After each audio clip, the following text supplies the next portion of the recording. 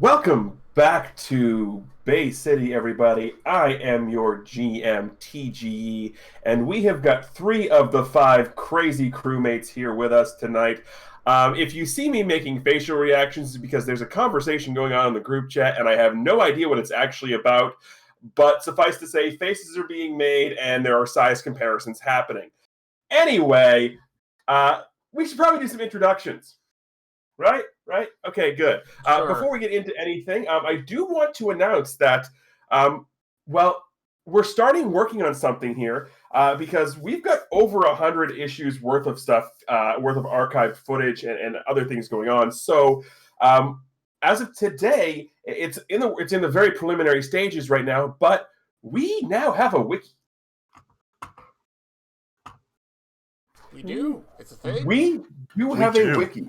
So if Nora, could you post that link to the wiki in the chat when you get a second? It is and heavily under construction, I might add. It is very much under construction, but we do have a wiki. So right now, currently, it has all of the episode titles from all of the stuff that we have, and that's about it. Like I said, it is a work in progress, but we do have a wiki. Also, for those who might be watching this not live, I do want to point out today's date is February 21st, 2021. And the reason that's relevant is because today is the 35th anniversary of Zelda on the NES and technically the Famicom Disk System, but it's the 35th anniversary of Zelda. I bring that up because, well, we've got these three people here, and I suppose we should get some introductions, right? I guess the first question is, who wants to go first? I'll do it. Oh, righty.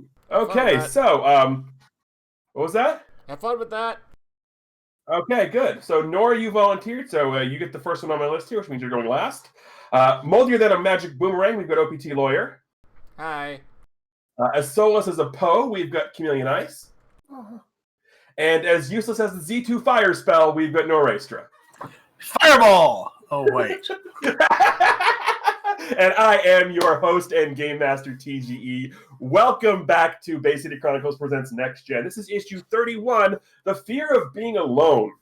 So last week was our Valentine's special. Also happened to be issue 30, Cape Actually. And what happened was there was a citywide poll about the cutest hero couple. And thanks to Alex hacking the votes, we had a tie between Drake and Nina and Gigi and Rebound. I think he's going to get very big thank you from everybody for that. Yes.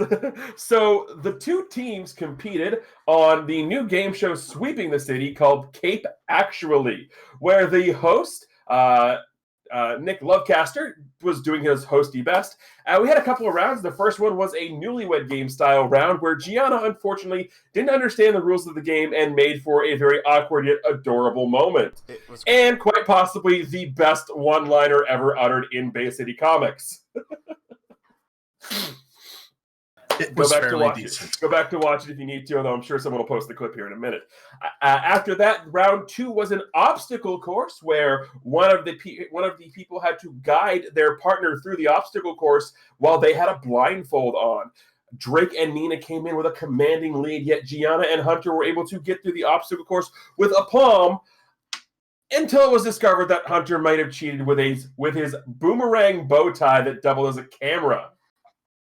Yeah. Before that happened, Charlie had been doing some research into the location of his future self, Chase Cassidy, where he discovered some different things that could be leading to it. He got a knock on the door and a message from the Hellhound saying to back off, but all it did was encourage Charlie to continue on his looking. He called an Uber and got a ride with the highest of bros in the open door Jeep, and made his way all the way up to the Brimstone House, where he was met by Lord Tiberius, who told him a lot of interesting information.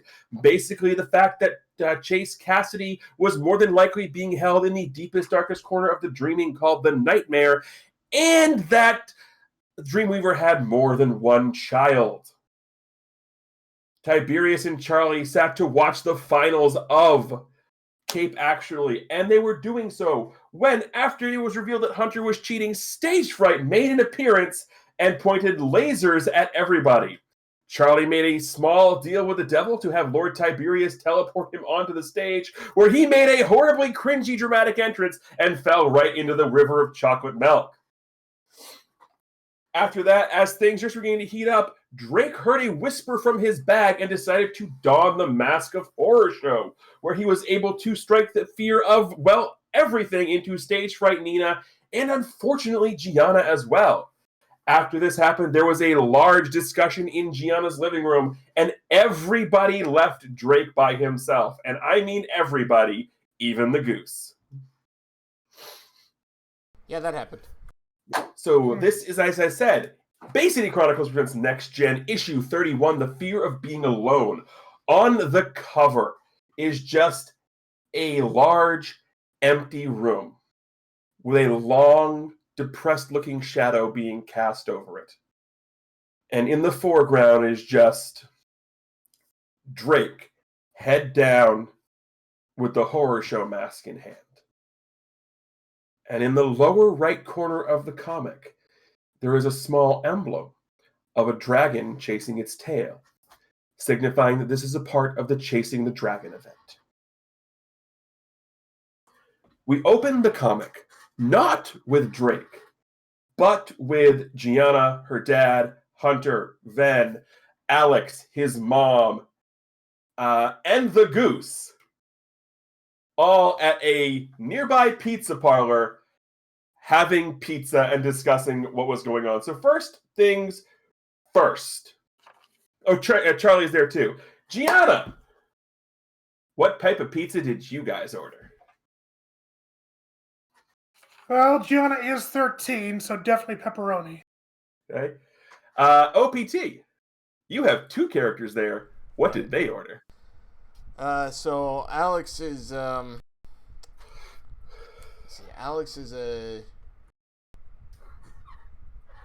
he's kind of a plain cheese kind of guy. Charlie's got Supreme. Of course, Charlie has a Supreme Yeah, pizza. because it make actually just as much as the most expensive thing you could buy. Yeah. So, and Ven and Hunter have Hawaiian. So we're sitting down, and there's Alex and his mom sharing the cheese, Gianna and her dad sharing the pepperoni, Hunter and Ven sharing the Hawaiian, and Charlie and the goose sharing the Supreme. Wait. I'm sorry. Huh? Charlie would not be sharing with the. Well, the goose bought it. Oh, I think Charlie. Okay, well, if the goose bought it, then yeah, he's whatever. If Charlie bought it, he's not sharing. I guess I'll share if somebody else buys it. Yeah, if someone else buys it, yeah. Here's the thing, Charlie's just more apt to just buy you one rather than share his own. Yeah. I just love the thought about the goose with a wing full of pizza. No, yes. I can picture it. I love how there's probably nobody around is like caring about any of this. Yeah, no. It's a Tuesday. Yeah, exactly. Okay. Actually it was a Saturday because this was the night of Cape Actually. Right. Yep. Nobody cares. So Nora, you're not in the scene, but I'm going to have you involved a little bit. What's the name of the pizza joint? Pizza joint. Pizza joint. So our stoner friend from the Uber is running the counter. Yep. Dude, don't ask me. I just like work here. So the 8 of you are all sitting around, and this is basically right after you all left Drake in Gianna's living room. Ooh.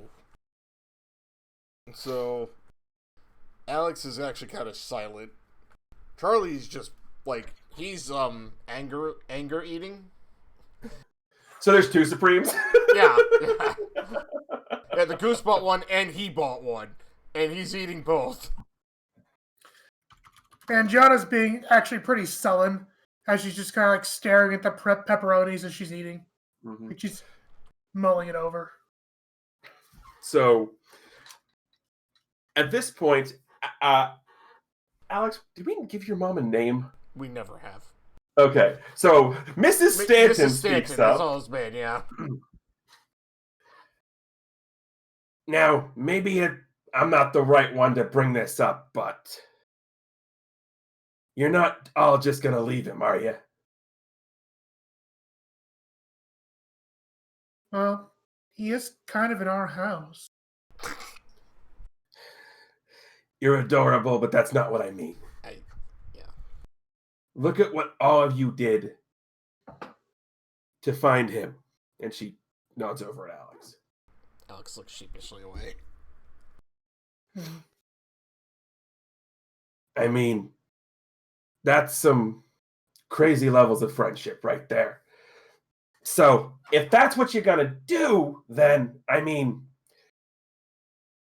don't you think your other friend deserves the same courtesy? Of course, but I don't think he wants it.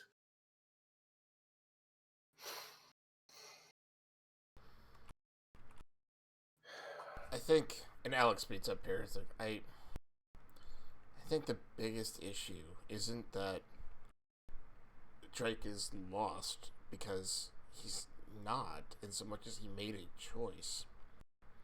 He apparently became so desperate for his powers back that he's taken. He put that mask in. Now, granted, he took it off, but I don't know. And Alex looks just completely like he doesn't look there, because it's one of those things. It's like he's been friends with Drake for quite some time now. They fought together and all this, and he's just like, I don't know what happened. Yeah. So Van will speak up at this point. He goes, I think he made a choice, but think about this from his perspective.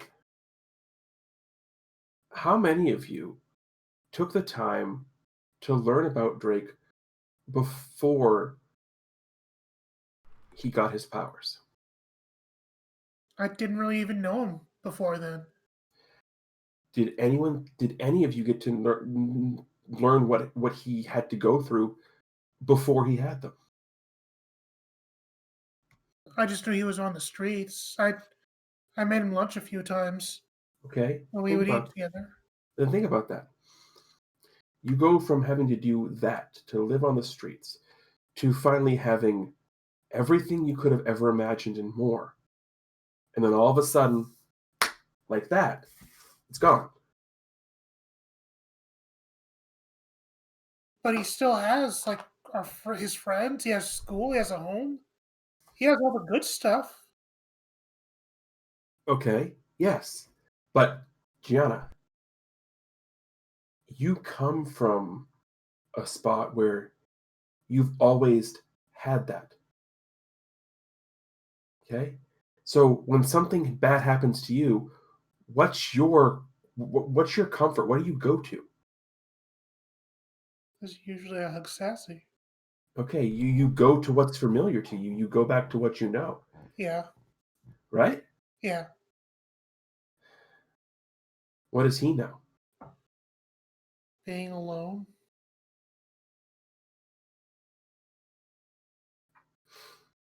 And Alex picks up again, and you know, there's some part of it I get. In fact, I get a lot of it, because he said something that's had me thinking for a while. He said that he wanted to save people. Well, so did I. So do I. And I know I'd give up a lot to be able to do that.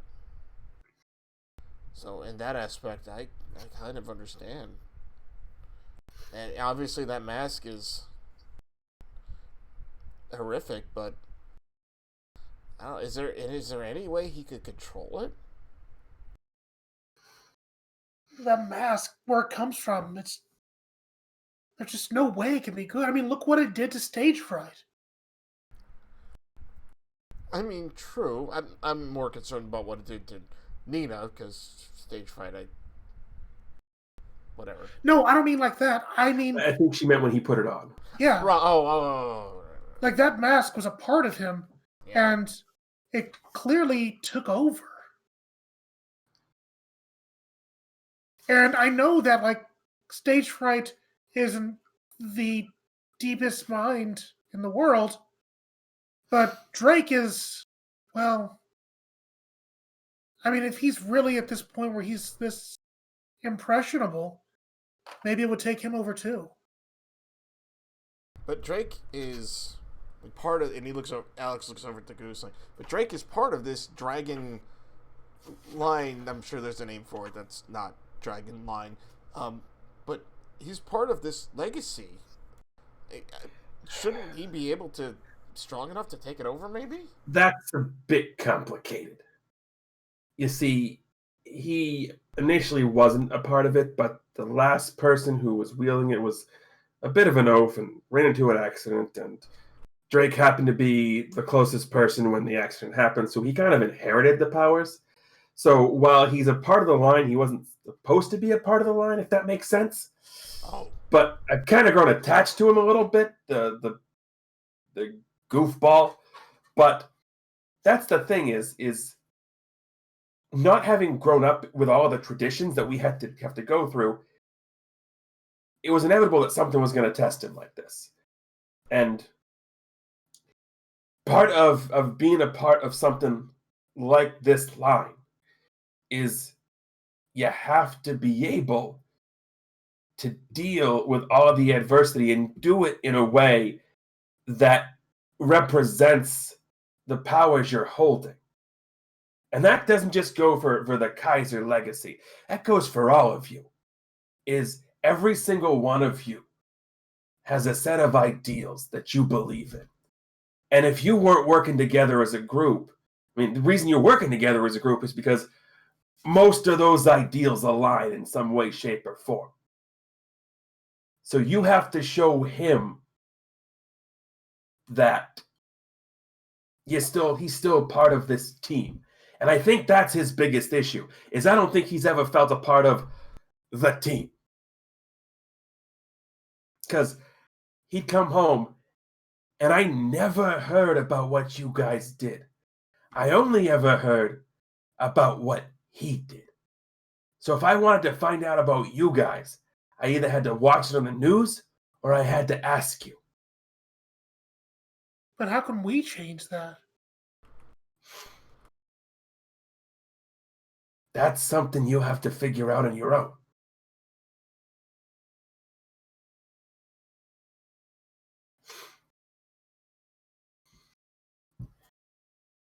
Charlie just kind of sits back. He's like, I mean, can't we just take the mask from him? I mean, let's just get rid of the darn thing. You can take the mask from him, that's fine. But all that's going to do is reinforce the negative enforcement already. You need to show him. Like, taking the mask is fine. You're taking away one bad decision. That doesn't mean there's not going to be 30 others that are going to be tempting. The mask isn't the problem, is it? The problem's the way Drake feels, and what draws him towards it.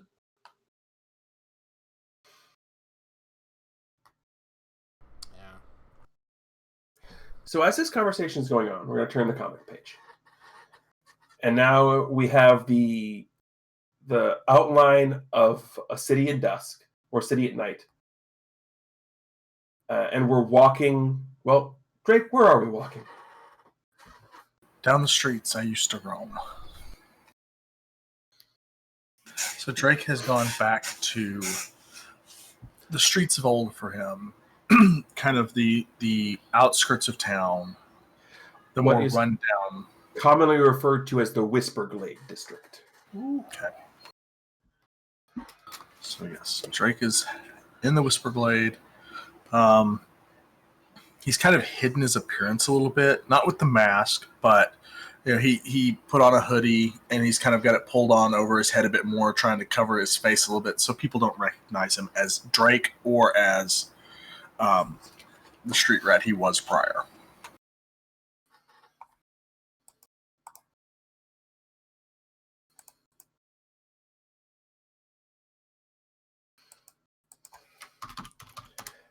As you walk along, you notice, because you know what to look for when it comes to looking for street kids.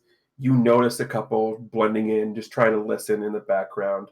You know, hoods up sort of the same way you have your hood up. And you start to hear whispers. And for the record, I actually have art for this. Nice. I've had this for a while. This is sort of the look that you get a lot of them. Even if it's a nice day, you got the hood up, the mask. So really all you can see is eyes. Like aside from height, like they all kind of look the same. And as you walk, you start to hear whispers. At first, it's hard to make it out. Just the... And then as you make your way further and further into the whisper glade, you hear deeper, more and more. What's he doing back here? Why is he back here? He just up and left us. He shouldn't be back here. There's no way he should be back here. You just come to a point and laugh. And finally, you end up back in what was sort of the base of operations when you were sort of the BMOC around here. And you get back there. Big man on campus, Jamie. Thank you. You smelled the gears turning. I know I did. I did. I could see the smoke. I could see the smoke coming up. And you finally reach this little base of operations. And it's pretty much exactly the way you remember it. You know, the little shanties and lean-tos that you would sleep under to get out of the rain, the old, disgustingly dirty blankets and other things you would use to keep warm, newspapers.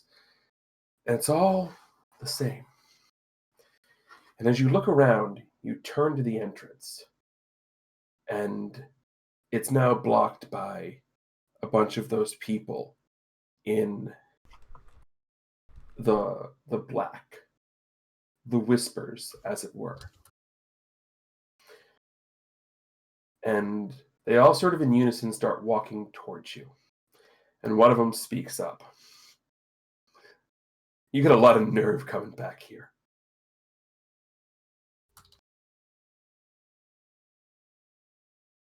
Do I recognize the voice? You do recognize the voice. This is someone you know as the name of Rodney. How are you doing, Rodney? You got some nerve asking question. Just one day you wake up and all of a sudden you have these shiny new abilities, and then you forget all about us. You just walk off to some house and food, and you forget all about those who helped you survive and you helped us survive. We're all of a sudden gone. And now you have the nerve to come crawling back here.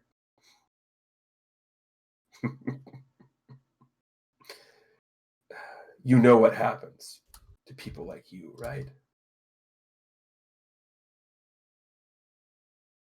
And the entire time this is happening, they're closing in the circle around you.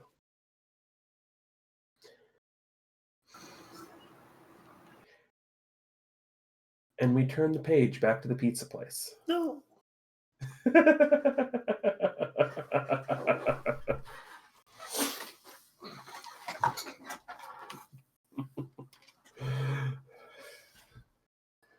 So yeah, you have to find a way to show him, I don't even know. But he was always him. It was never a team thing. Which, speaking of, do you guys even have a team name? No. No, we've never actually. We could let Hunter figure out the name. He's really good with names. No. You see Hunter is double fisting pizza. Huh? He's got one hanging out of his mouth, the other, what am I gonna do? No? That's never mind. It's okay for now. Charlie just shakes his head. It's like, that's your guys' team. Do whatever you want to call it. Well, we don't really need a team name. We're just the best friends. I'm pretty sure that's taken by like a wrestling tag team or something. Really? Yes. Apparently their gimmick is they hug in the ring or something. Uh-huh. Matt, you watch wrestling? That's sweet. What? Matt, you watch wrestling? No. That was the goose. Oh, sorry. It wasn't as gravelly, it was the goose. Oh, okay. And then she looks, yeah, of course I watch wrestling. Have you seen their abs? Can't say I have. And the skimpy outfits?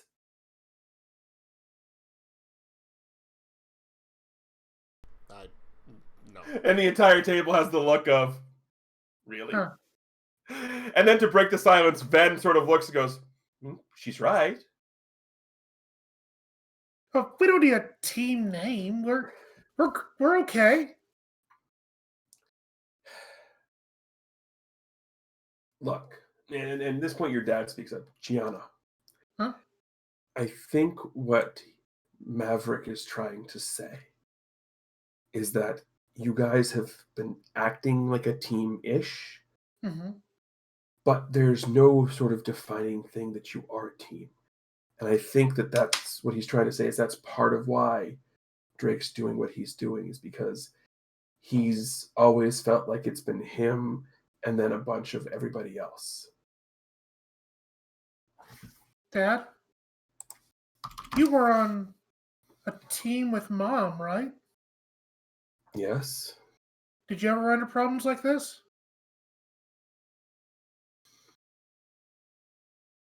Not... Well, I mean, considering your mother is now probably the most infamous supervillain in the city, and somebody's future self is... Problems like this, no. Problems similar to this, yes. But like this specifically, no. Nobody ever tried to put on an evil mask and scare the crap out of people. No, that did not happen. I see.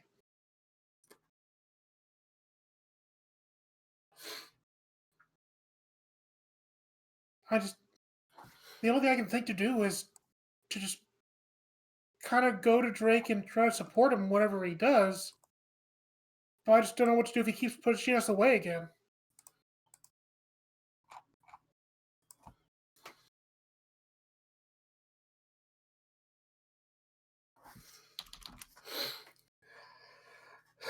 That's, again, something you need to figure out as a group. Because we could sit here and come up with ideas, but you know Drake better than we do. I mean, I don't know him better than you do. She looks over at the goose. No, you definitely do know him better than I do. But you spent all that time with him. And you know about all of his He was legacy. locked up in the bedroom or doing whatever he was doing in that crazy world. And then whenever you guys need him, he would just poof and appear. I mean, you guys definitely know him better than I do. Because I didn't think he'd be crazy enough to teleport into somebody's mind. Consciousness, yes. Oh, now you're just talking semantics. Well, either way, it sounds like the only real solution is to, well, try to get Drake. And I don't know if we can get that mask away from him, but at least if we spend time around him, maybe we can just help him finish what he's trying to finish.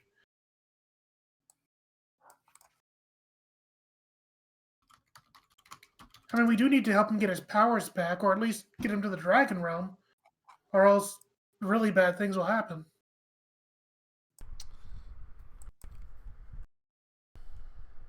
Yeah, Alex is kind of... He's kind of like looking... like he looks like kind of conflicted still. And he's just like... Yeah, I mean, I guess. What do you mean, I guess? Well... I don't know. Just...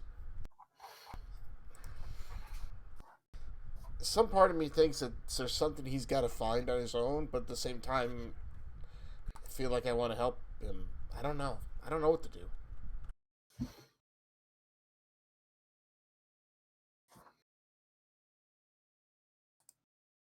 Alex is eating all of like one or maybe 1.5 slices. He's just like staring at like this box of pizza, just like. And Josh just got nibbling on hers because she's still kind of mulling stuff over. Mm-hmm. But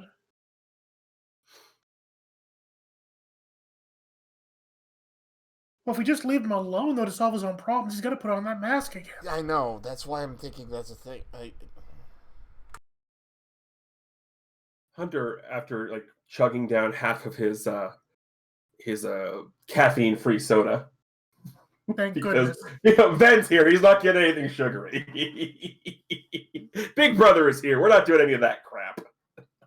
It was well, I mean, Gigi, didn't you tell me that when you went into to Alex's head, that even though you guys were doing all did like the big fighting, he was the one who still had to find himself, even though you guys were there? Well, yeah, of course. Isn't this kind of the same thing?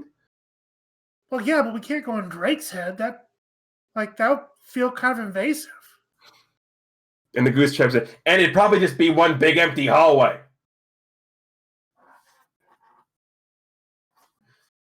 What? I'm not allowed to make jokes all of a sudden?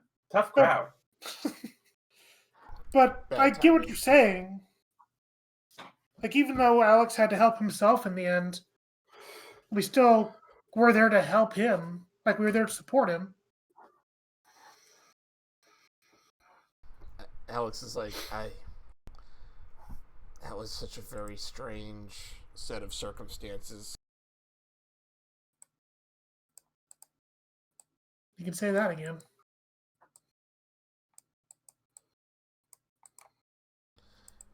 Yeah, I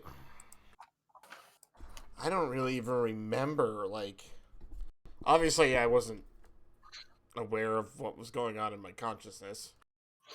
I just remember having all these feelings, and then poof, I was in my bed with you guys in my room, and Charlie, who I didn't even know at the time.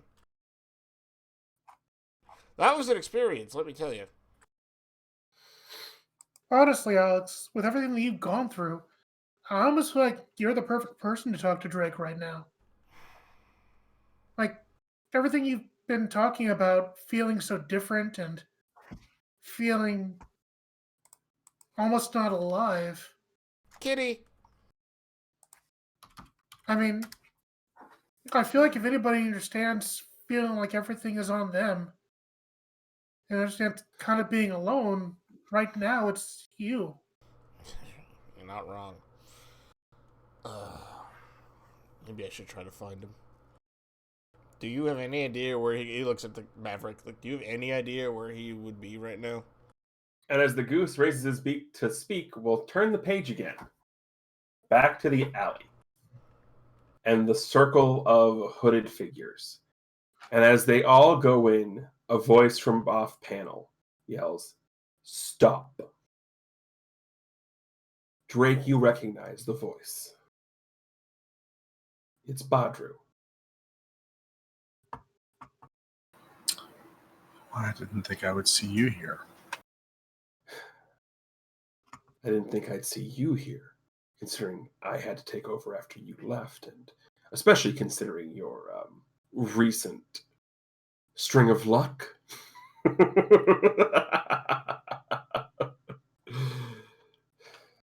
So with that, is Badru close enough for Drake to take a swing at? He's jumping down and basically he's doing the whole walking in, and the circle parts for him to come into the middle of it now. So Drake's immediately going to take a swing at him. First things first, for the record, this is armored Badru. Ooh. Not quite. He's not quite armored. He's he's still in the full like look, but he's got the hood off so you can see his face, and he's you can tell he is of some sort of like Italian or Middle Eastern or that sort of like that Central European, lower Southern European descent, just because of the skin tone. But he just sort of walks in, smile on his face, and you go to take a swing at him, and he very easily steps back out of the way. Is that really the smartest idea, Drake? Look around.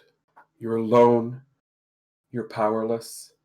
You're desperate. Powerless. If you weren't desperate and powerless, would you really be back here, surrounded by everybody you abandoned? So at this point, Drake looks into his satchel and realizes that the mask is not in there.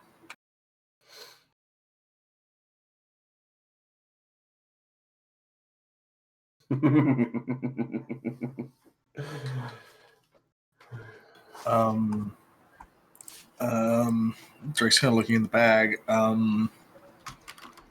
It's awkward. I don't think it's awkward. I think it's what certain languages would call kismet.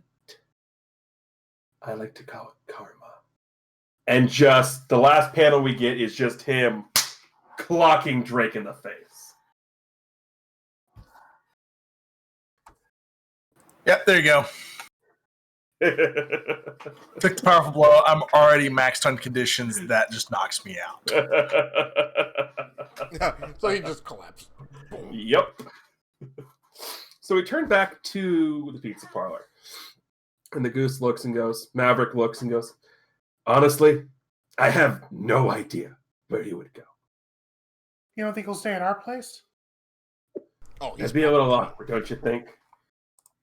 I mean, otherwise he'd go back to yours. Right? I don't know. Considering we all walked out on him, I have no idea. Alex actually texts Drake's phone.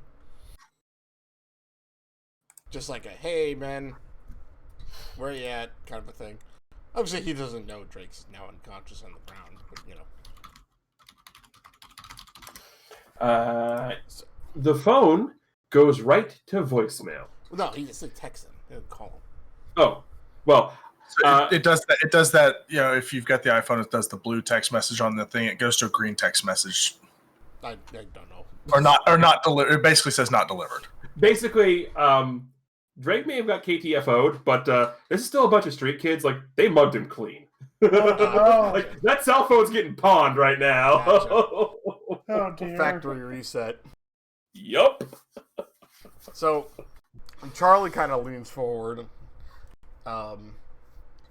Just kind of folds his hands, or like does this kind of a thing, and he's like, so not to completely change the subject, but while I was while you guys were on your little TV show, I was visiting an old friend of ours. Which one? Wait, you have other friends? The one that dresses really extravagantly and really has this odd obsession with chicken nuggets. Oh, what was it? Lord King, I think. Wasn't King. Or Tiberius Goldwell King. Wrong He's King, right. Yeah, I went up to the Brimstone house. What'd you do that for? Well, I've been Aren't asked. they all destroyed? No, the house is still there. I was asking, you know, around about my counterpart, and I was just in my hotel room, you know, putting a bunch of pieces of evidence together. Nothing obsessive like a whiteboard with a bunch of lines and yarn on it. And I got attacked by Hellhound. And Which one was Hellhound? Oh, this dog, he's big creature dog like thing. He came in, he punched me in the face, and then came into my room and singed up the suite, and I had to get clean and everything. But I got the message loud and clear, so I went to the Brimstone house because I got the message, and Lord Tiberius told me two things that is quite interesting. Okay. The first being, I know where Chase is at. You mean Chase Cassidy's Yes. still alive? Yes. Well, I think alive is the state he's in. He is in the dreaming. But, not just that. According to Lord Tiberius, he is in the darkest deepest corner of the dreaming that's apparently called the nightmare. Jenna kind of raises her brows at that, and she kind of looks at her dad. Huh. The next thing he dropped on me was what he said your mother was attempting to do, Gianna. Well, we kind of know what she's attempting to do. No, he told me that part of the reason she's done what she's doing is to attempt to wake the powers of her daughter, which she accomplished. Oh. But he also told me that she was attempting to awaken the powers of her other child. Her other child? At this point, Mr. Robinson goes, "What?" That's what he told me. But I'm an only child. Yes, you are. Charlie looks over at Gianna's dad. I forgot his first name. It's like, well, Victor, I think. Vic, right? Mm-hmm. Well, yours maybe.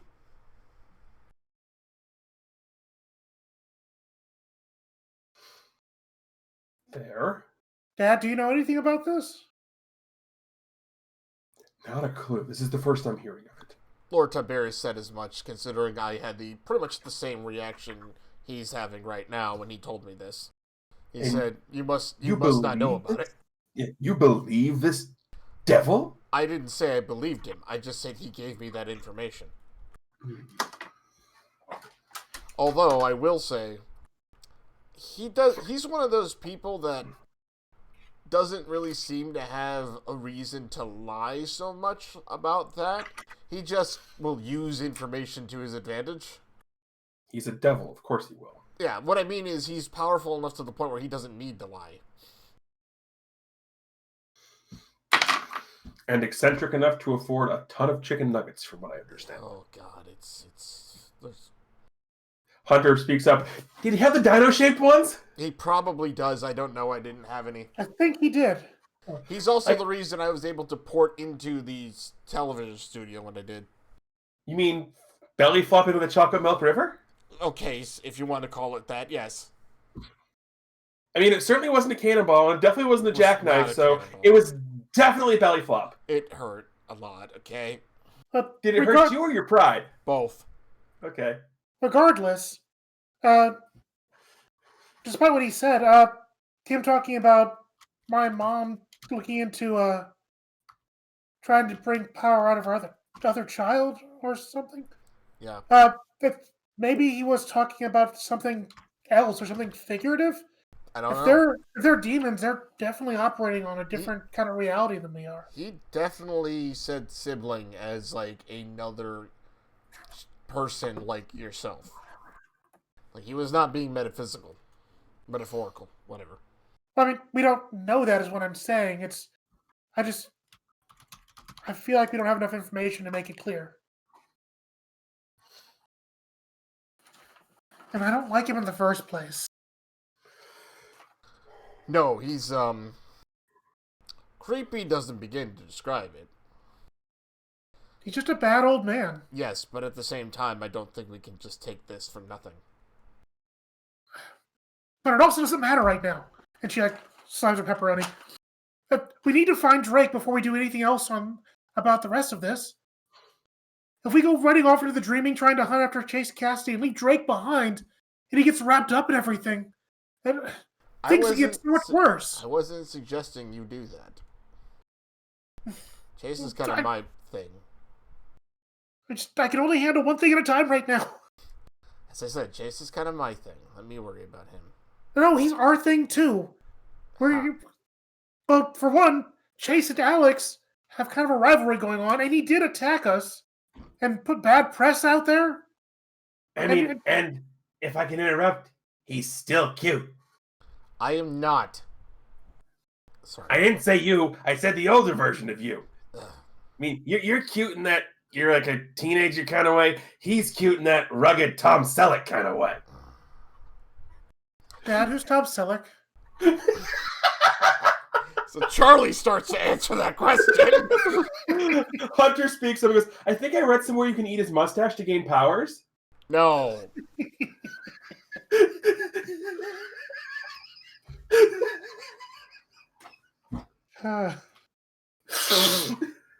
So there's some serious Google foo happening, and you all look up pictures of Tom Selleck. Yeah. Well, no, Charlie doesn't bother. He's like, I watched this stuff. What? Reruns of Magnum PI? What, you guys don't watch those? It was a great show. What?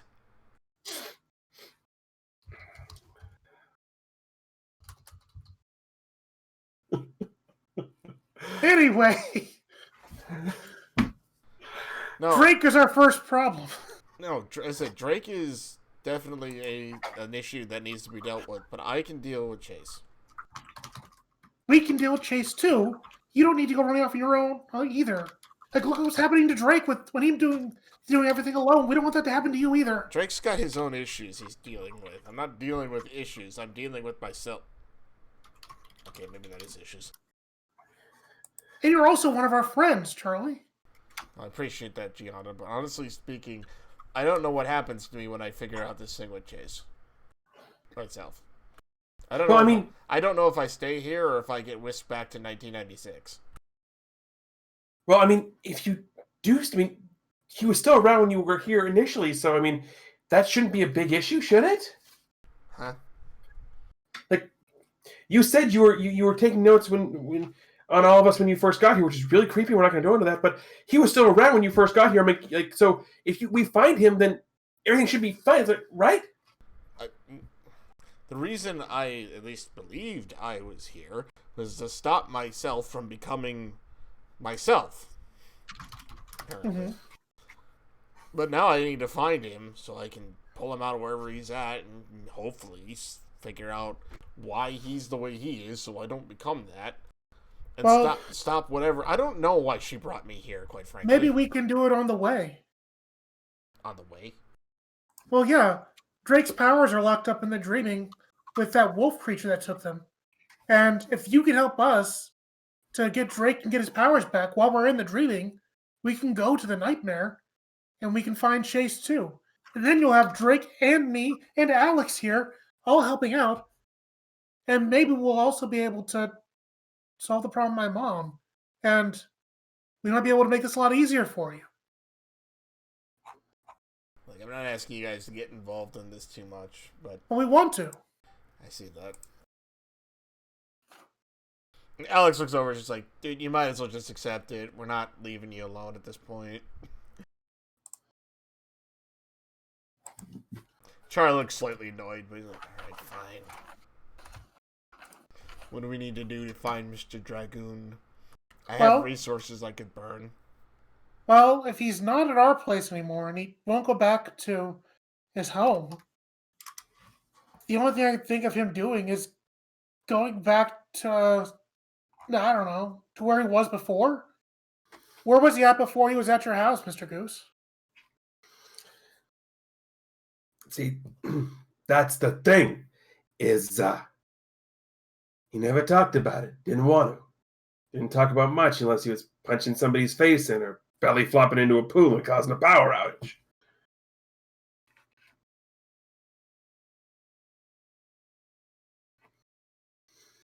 But what about when he got the power from the Kaiser? Is that it? Where did he come from then? Like, where did they find each other? You see, I wasn't the one who brought him to the house initially. I sort of showed up as a sort of guardian at that point. He was found by the previous title holder of Kaiser, guy by the name of Kiev. He's good. now. I thought you were going to tell me it was Vaughn.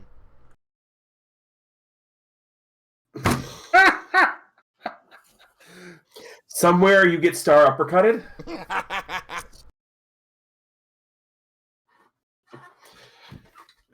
Kiev and Pedrit, both of them were in the Dragon Realms last I knew, and more than likely, as they're probably probably still in there trying to hold off whatever crap your mom's got going on.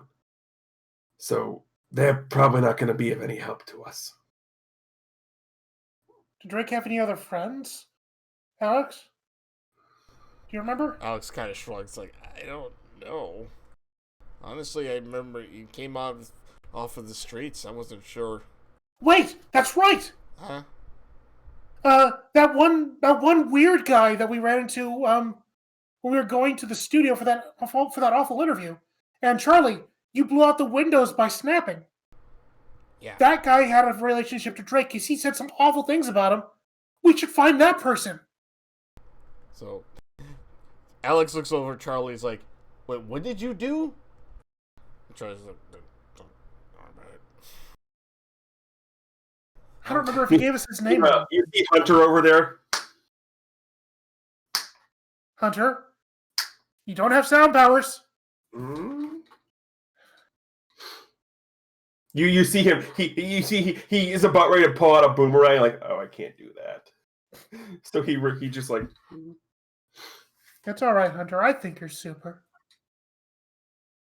He smiles. But yeah, maybe that's a place to start at least to find that guy. I don't know if he lives around there or not, but we can at least look. What's his name? Did he give us his name officially? I don't remember if Drake told you or not. But for the sake of ease, we'll go with he did and is Badru. Okay. You know, that does sound familiar, but I don't know. It does. And the picture definitely was familiar. I remember seeing it.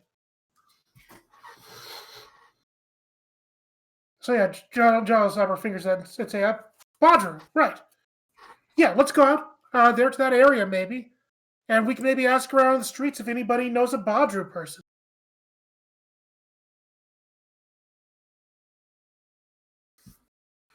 It's better than nothing, right?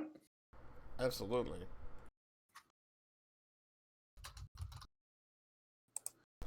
What time of the day is this anyway? This is like 9:30 at night at this point. Oh, okay. Yeah.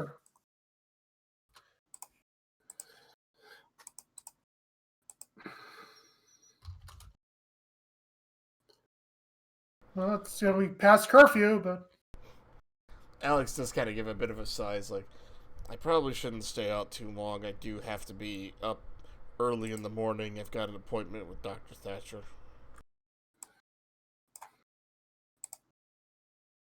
We're kind of meeting on a regular basis at the moment. oh, that's good. I'm happy for you, Alex. Alex kind of gives like a get him an embarrassed like look away, like.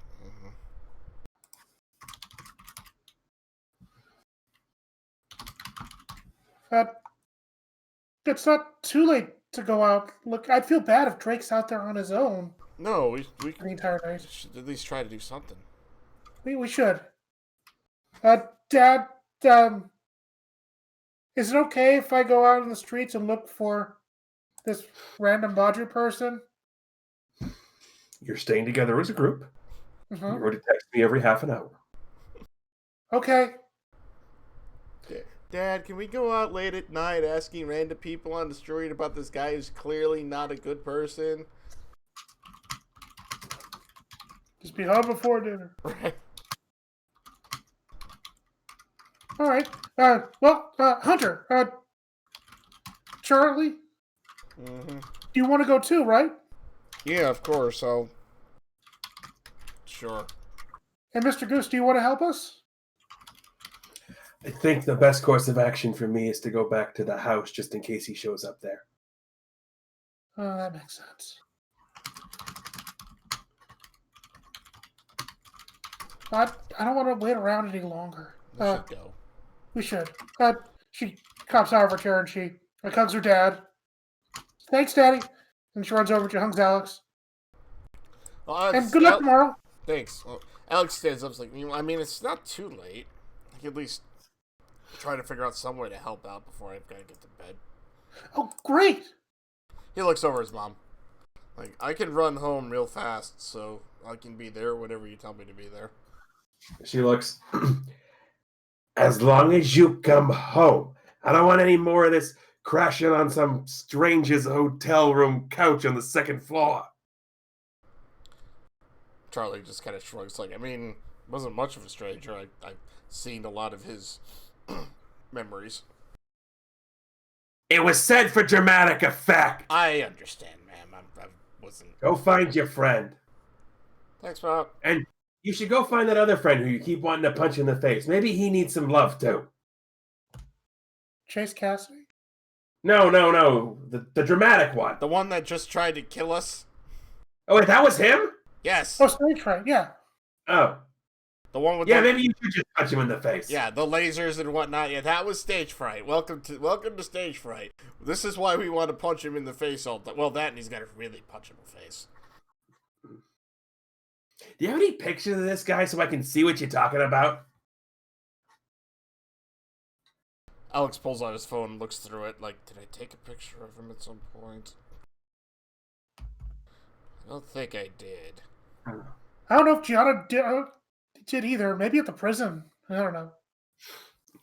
There should be a mugshot of him somewhere. That's actually very true. That's right. He was literally in prison. Yeah, that's true. Alex pulls out that and starts getting to a mugshot. Like, there we go.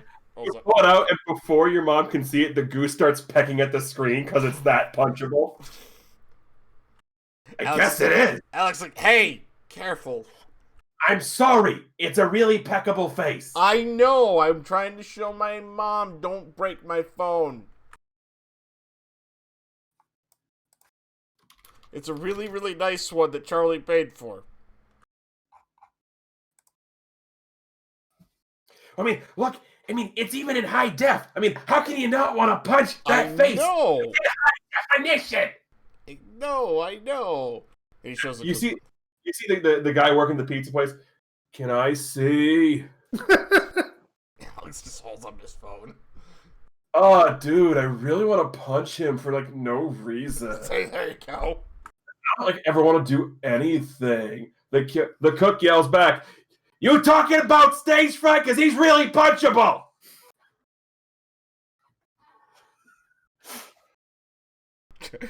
Charlie just got nods satisfactory. Hey, how do you want to do me a favor? Next time you see him, if you get a video recording saying you're punching him for me, I got a free pie with your name on it. What's your name?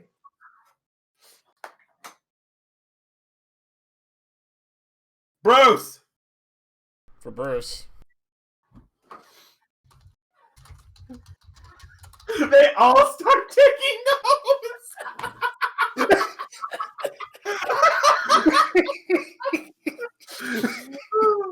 They won't take notes for a lot, but offer them a fictional free pizza, and the notes start happening. It's a reason. Now we have a reason to punch stage right in the face. It's incentive. There's just going to be a conga line. For Bruce! For Bruce! For Bruce! Exactly. Why are you punching me, and who is Bruce?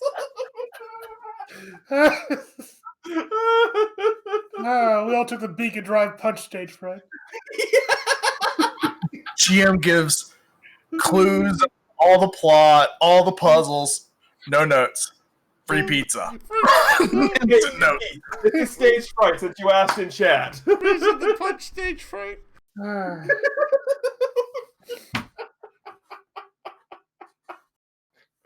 Okay, so you leave to go try and find Badru, and I need to know who is going to be taking the lead on this. Gianna clearly cares the most. Yeah. Although Alex, yeah, Gianna, but Alex is also like big into this. Charlie's just kind of, he's there, he's helping I just out. need to know who's going to be rolling the move. Okay, gotcha. Yeah, Gianna, definitely. Also, real quick, before we get too far, Bay City Chronicles is not responsible for broken monitors for punching stage fright from after the image is shown. Yes. Oh, okay. Asking around. When you are asking around the streets for information, roll plus superior. They're getting kind of. Oh no, Drake burned his entire everything. Yeah, Well, you're not looking for Drake. You were looking for Badru. this is true. Nice roll. Great. Okay, here is the move that I just whipped up in the meantime.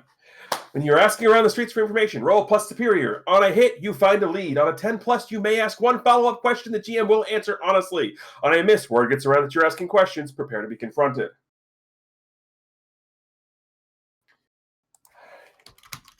Sweet.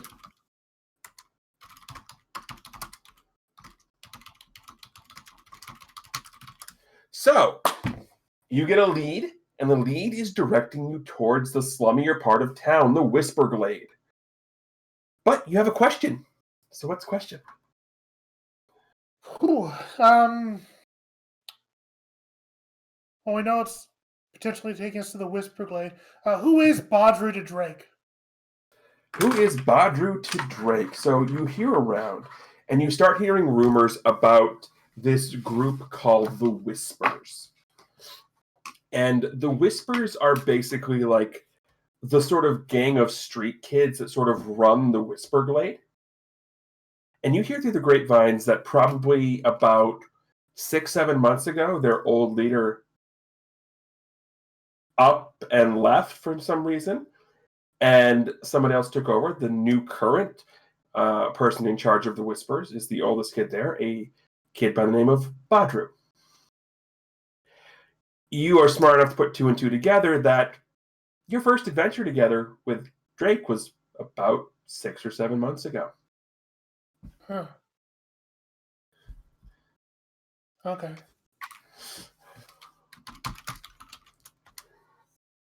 Well, that can't be good. Mm-hmm. So yeah, Gianna will definitely want to make their way over there. So she definitely will start heading there immediately. Yep. So basically, to give your question a full answer is, who is Baudru de Drake? His replacement.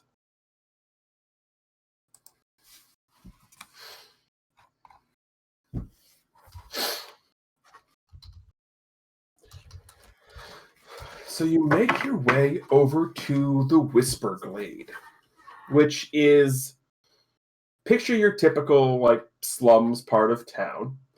You know, for those who are, we're going like a Final Fantasy feel, kind of like the Sector 7 slums, that type of thing. So it's got that. So it's still like a city, but it's definitely, run down, decrepit, alleys aplenty. And you walk around, and now that you kind of know what you're looking for, you can see them everywhere. You can see the people running around in the full, the hoods up, the mat, the face buffs on, so all you can see is their eyes. And they're very, very good at blending in. But now that you know what to look for, you see them everywhere. And as you walk through and listen, you hear rumblings and rumors, and you start hearing whispers about, I can't believe he was dumb enough to come back here. He must be super desperate. Did you see the way Baudru just punched him in the face? One shot, he was done. Guys, I think Drake's here. Definitely sounds like it. FYI, Charlie's kind of in the background for this. Mm-hmm. What are we gonna do? We can't just ask them.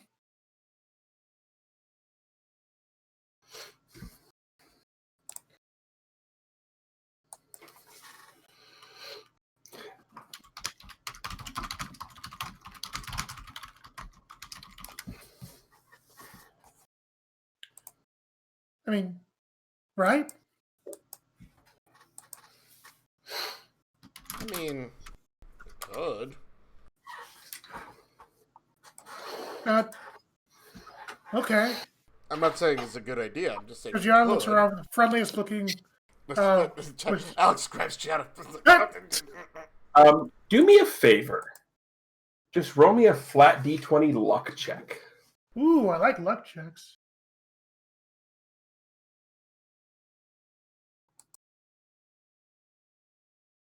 Oh, lucky Okay. number.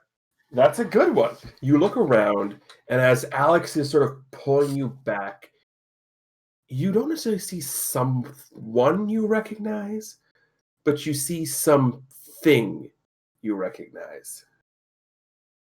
you see one of these whispers has these very, very distinct, thick glasses, who Gigi recognizes because she's seen them in art class before. You recognize these as glasses belonging to a girl named Myrtle. What's she doing out here? Or as most people know her, Myrtle the Turtle.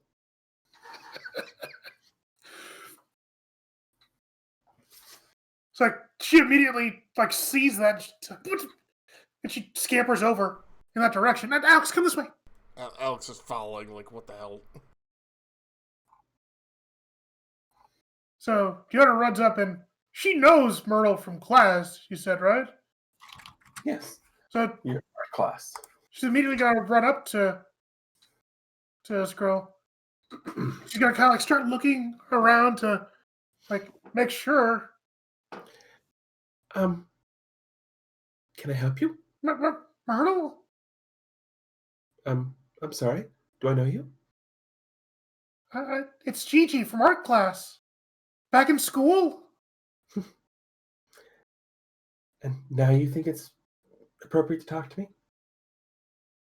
Well, I didn't really have much reason before. Nobody had much reason before. But now all of a sudden, they do. Have you always lived here, Myrtle? I don't live here. I Then am what- here. Besides, what would the daughter of Dreamweaver ever need with me?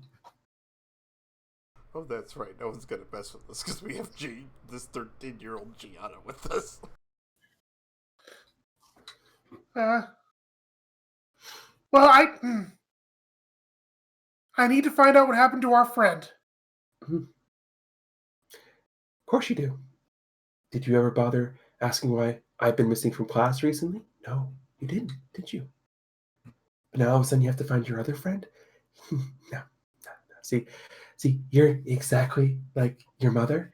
You're just going to be manipulative and you're just trying to get more power. And no, I'm not helping you. Gianna kind of shrinks at that because she's not been directly compared to her mother in a very long time.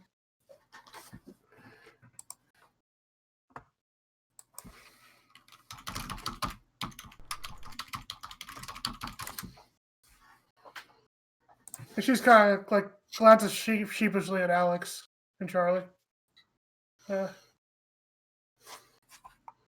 Alex is standing there. He just looks at her like, I can assure you,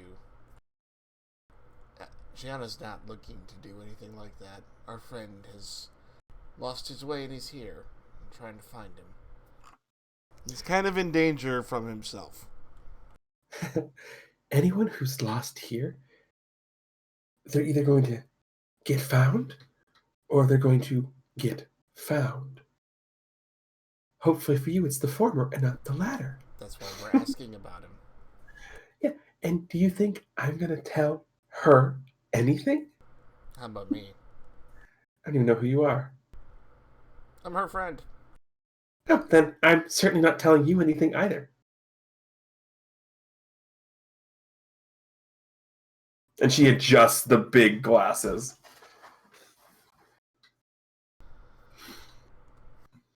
So Alex is gonna do his kind of.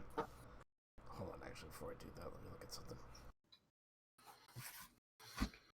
Okay, yeah. So Alex is gonna he's gonna kind of stand up straight a bit. He's just gonna look at her like, look, I understand, ish. This is one of those kind of places, but we really do need to find our friend. And I have said he was lost. He is. He is very much so a danger to not only himself but potentially other people. And we do care about both him and. I tell you this, we do actually care about people. I like to save people. I don't know about anybody else, but But we really need to know where he's at, and I'd really appreciate it if you could tell us, just, where... what was the name we were looking for, Gianna? Maybe we don't need to find our friend. Maybe we just need to find this other guy. Badru? Right, yeah. Well, her eyes go wide. This sounds like a provoke roll, so go ahead and roll it That's for exactly what I was going for. And this is great because I have -2 superior.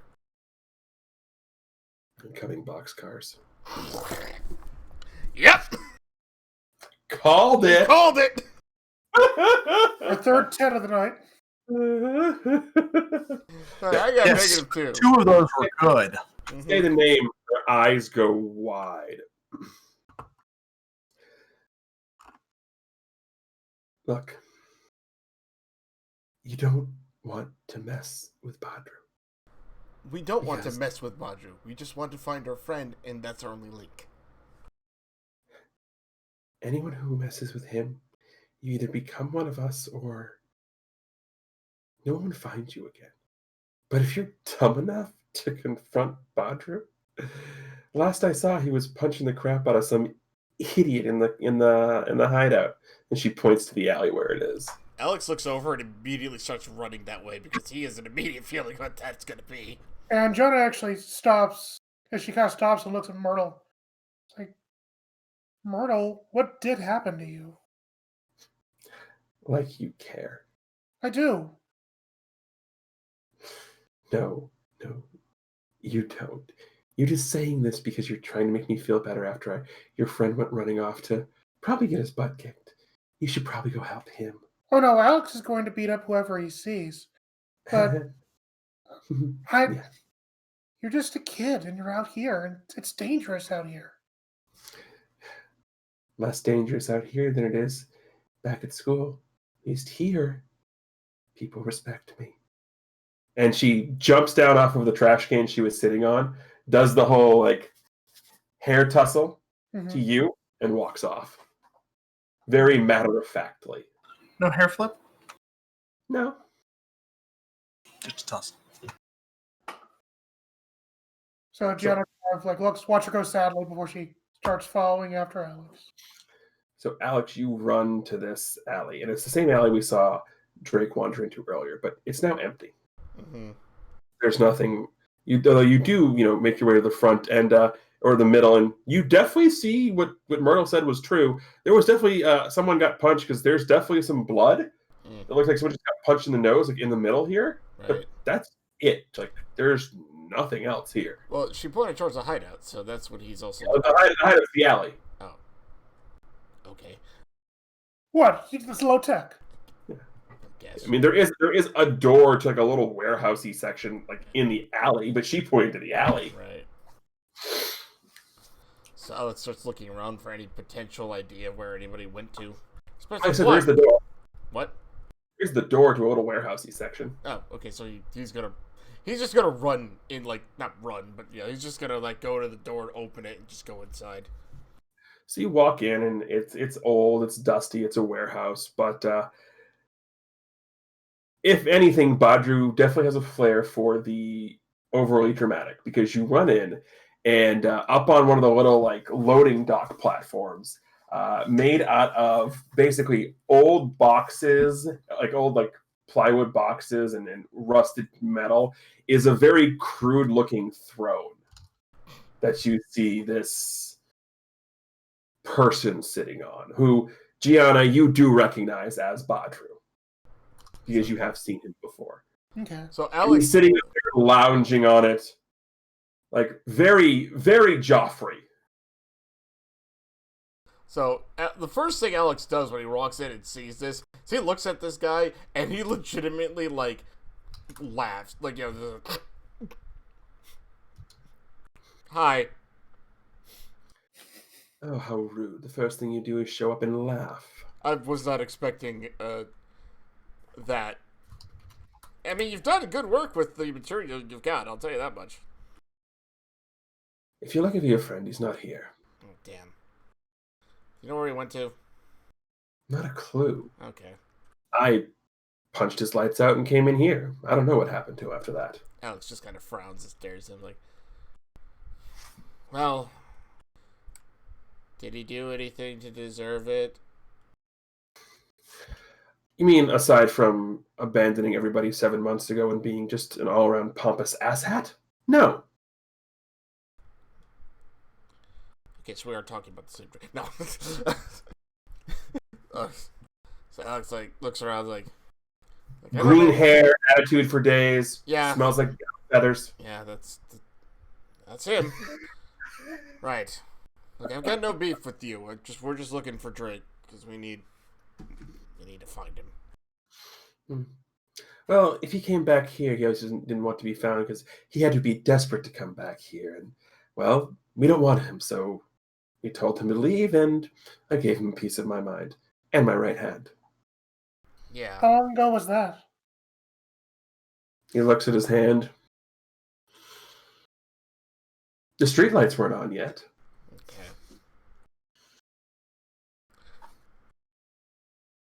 Alex takes out his phone real quick and thinks about it for a moment, and he looks at him like, if I even try to text him, it's not going to matter, is it? No, the phone number you're probably going to text is more than likely in a pawn shop window 2 streets down. Yeah, that's what I figured. You knew Drake before, like, all this happened, didn't you? Yes, and he was an idiot then, and he's an idiot now. The only Where difference in between is he was an idiot that had powers all of a sudden, and he became insufferable. Where would he go? Well, normally when someone's unconscious, they don't go anywhere. So wherever someone dragged him off to. Actually, I want to pierce the mask on this guy. Okay, go right ahead.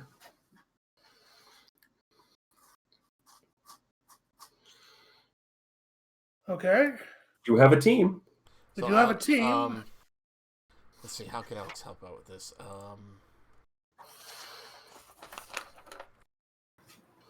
Drake is actually going to help with this. Well, Drake's not around. Drake can't Yeah. help with this. so Well, Alex is technically, yeah. Alex is going to What was the question you just asked him, Gianna? I asked him, since he knew him, where would Drake go now? Okay. So he's gonna kind of speak up and say, Alex is gonna speak up and say, look, again, we're not here to have any problem with you at all. In fact, you punching him is probably, hopefully, gonna help. Look, we really do need to find him. He has something that's a little concerning. Basically, what Alex is doing is trying to distract him so Gianna can get a better read on him. It's fine. He looks and goes, well, whatever he claimed to have, he didn't have here because he looked into his bag. And then I punched him in the face. Wait, so Alex's face kind of drops wait, he didn't have it? Gianna, what's your question? My question was going to be, how can we get your character to help us?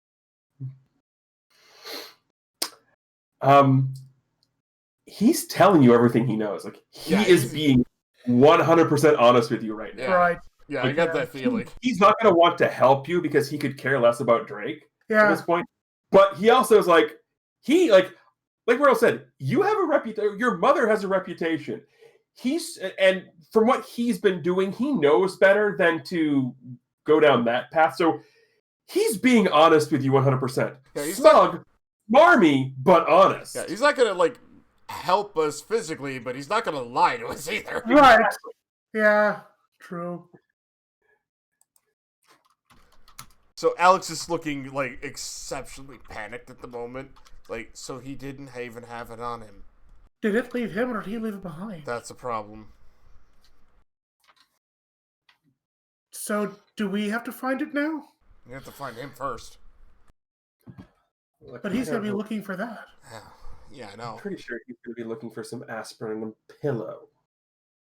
Drake's, For someone who claimed to have all these powers in fighting, one punch was all it took. he's kind of in a... But he's endured enough. He'll be alright. The matter is where he went off to.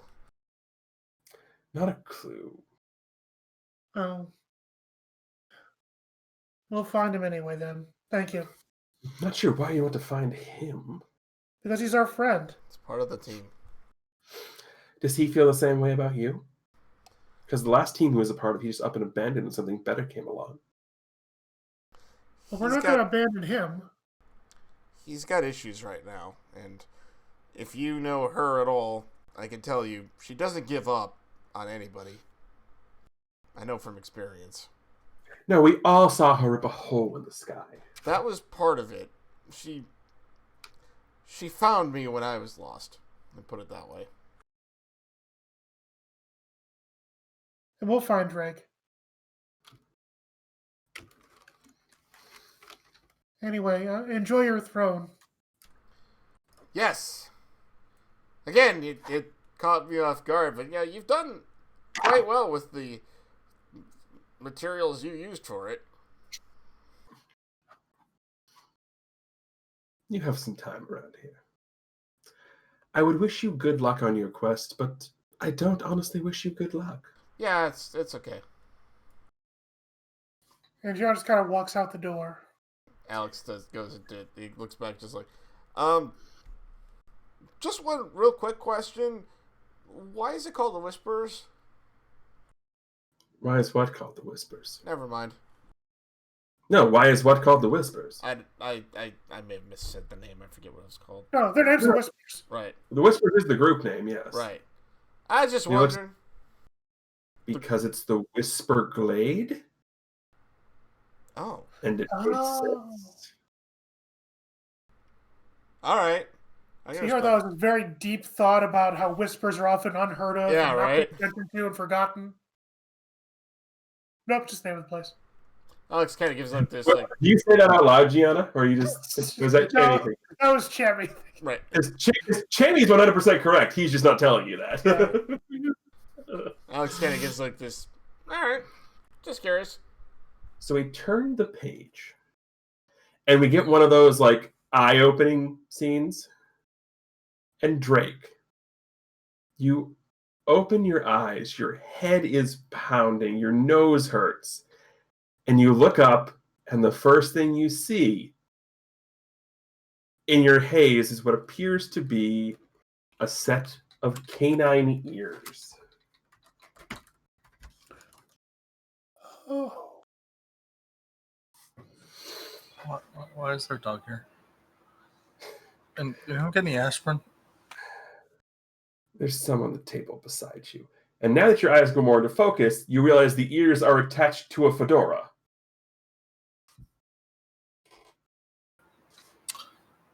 I must be hallucinating. You're wearing a fedora.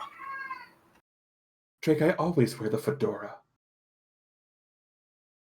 Who are you again? How hard did you get punched?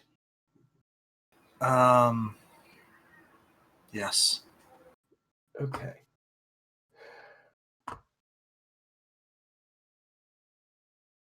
Water, aspirin, go. So Drake takes the water and the aspirin. Good. And we go, and we now get the full zoom out, and we've seen this place before. We're in Hilbert's house.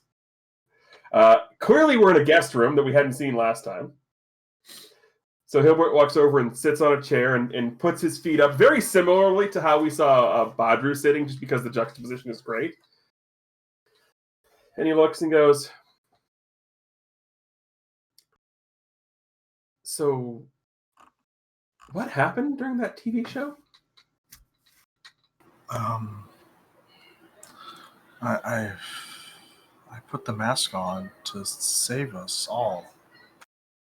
Oh, you mean this one? And he has a pen holding up the mask through an eye hole, spinning it.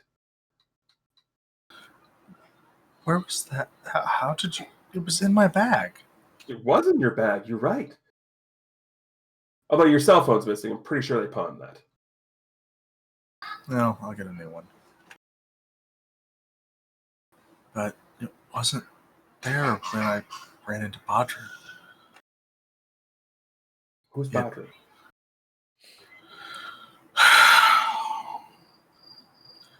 He's apparently the guy that replaced me in the Whisperers. I thought those were just a rumor. No, they are not a rumor. That explains their why leader. That explains why you wandered to the Whisper Glade then? I was their leader. I And left. if that's what they do to their leader, I don't want to be anywhere involved with them.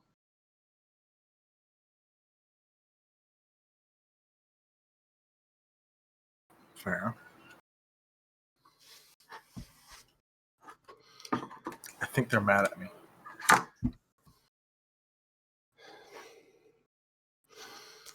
Common sense never was your strong suit.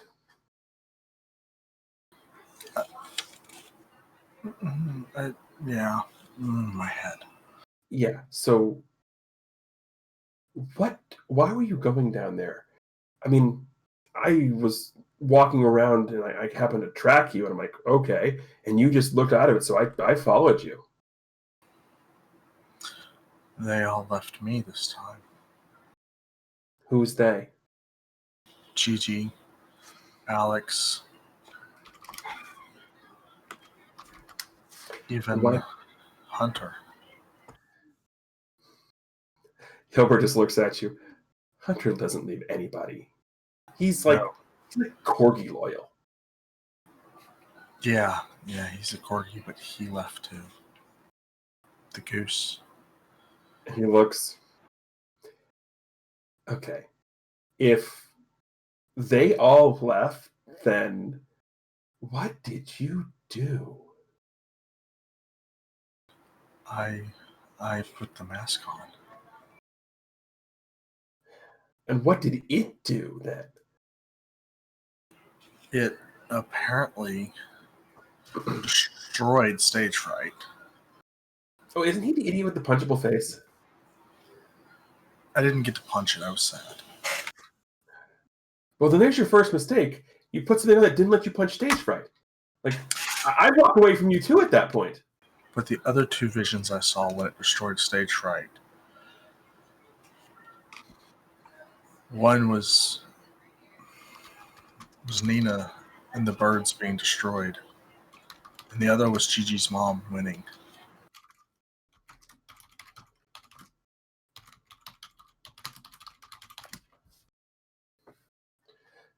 Oh. So that still doesn't explain why they walked away, why they left you alone. Because I said I'd be willing to put the mask on again to save people. He shakes his head.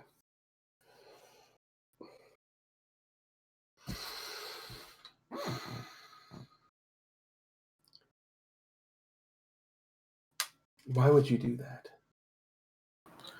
Because heroes will make any sacrifice to save people. Even deals with the devil. Does that really make you a hero?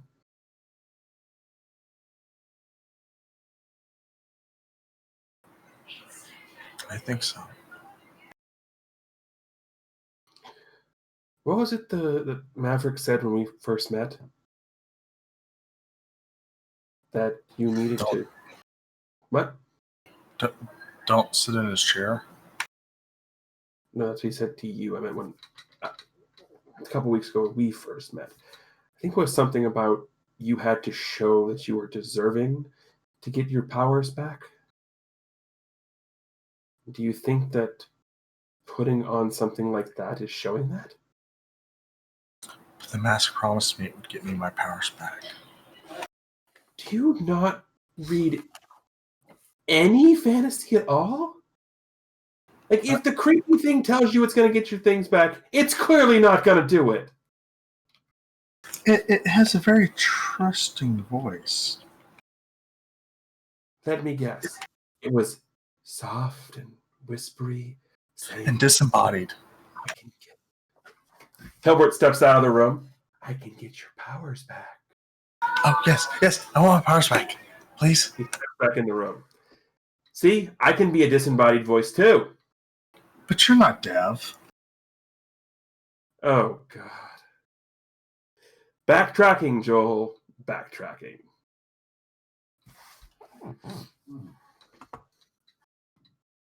Yes, I went with an MST 3000 reference. I know, and I love it. Yes. Oh, I just missed it. I was putting my headphones on as I... Backtracking, Joel. Oh, Backtrack. yeah, okay. Yes. Very nice. So Hilbert looks at you.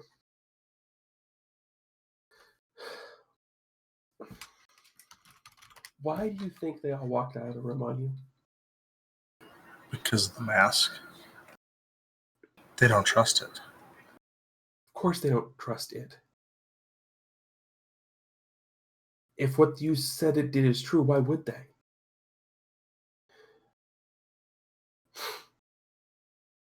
And let me guess, when they tried to convince you to give it up, you said no.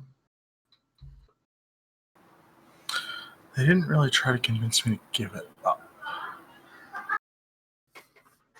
Or were you just not listening? No one asked for the mask.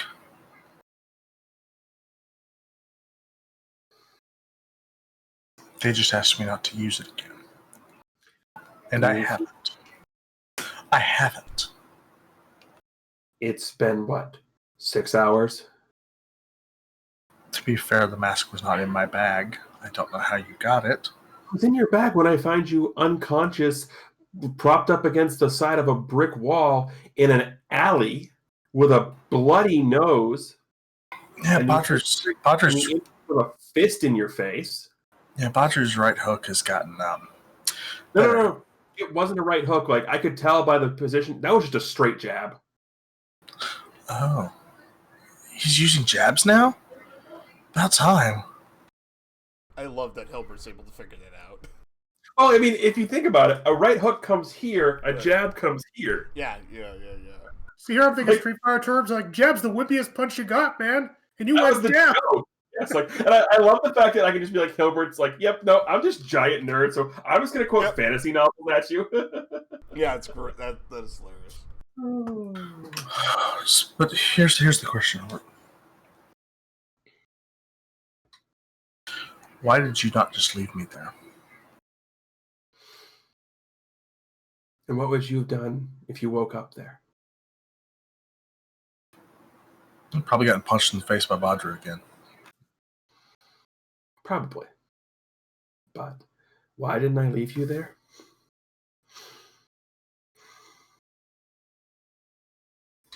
Because as strange as this sounds,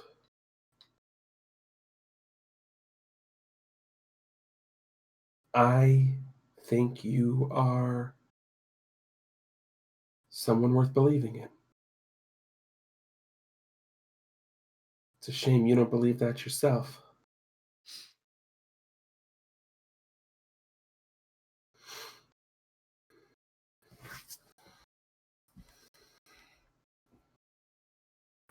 I believe in myself. If you believed in yourself, you wouldn't have been tempted to put the mask on.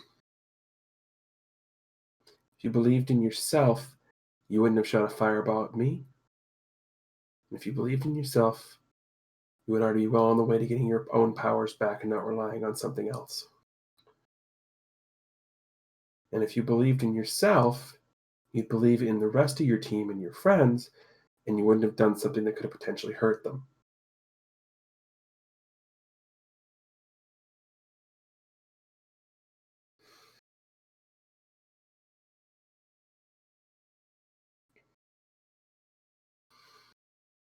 At this point, we get a quick comic panel shift to Gianna and Alex. And Gianna, your phone goes off. She checks her phone. It's a text from Hilbert that says, I have your idiot. Alex! Yeah, Hilbert! So Alex is kind of looking over Gianna's shoulder, and he's just kind of like wide-eyed, like, how does Hilbert have whatever? Let's go. It's like the panel starts off with, how does Hilbert have, and the next panel is just like, boink. Yeah. So we will we'll have you guys show up when it is appropriate. Mm-hmm. So I assume you've told them I'm here. I waited till you were awake. So now you're going to turn me over to them? Turn you over? Sounds like you think you're under arrest. Well, I don't think they're going to have me along. Well, if they don't want you, then they won't show up, will they?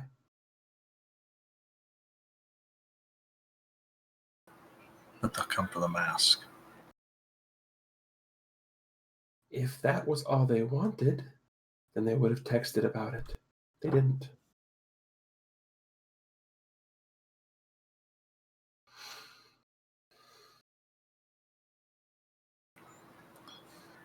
So, Hilbert, Yes. how would you go about proving you're worthy?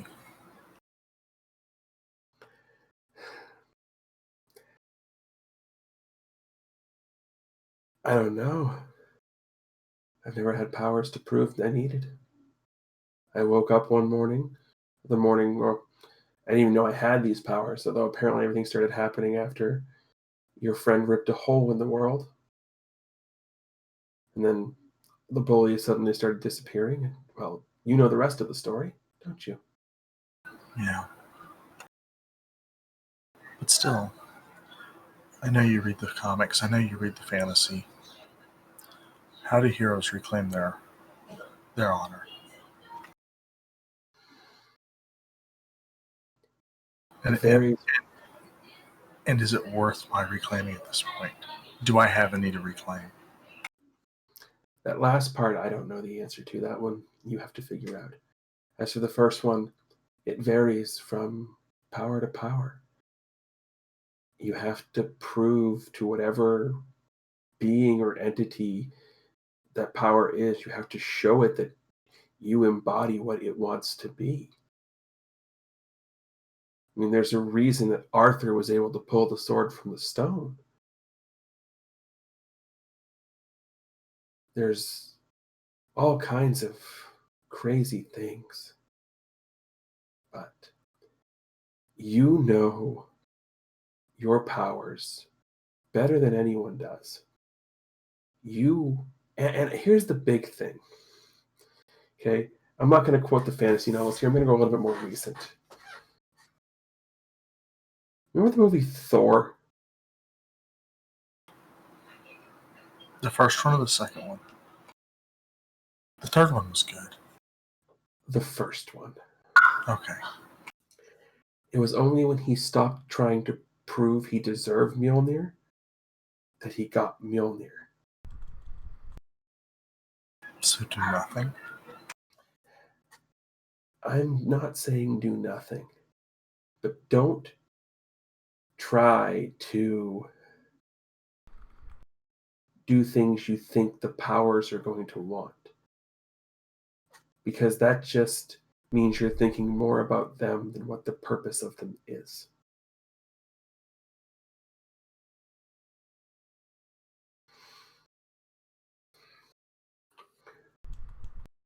At this point, there is a on the front door.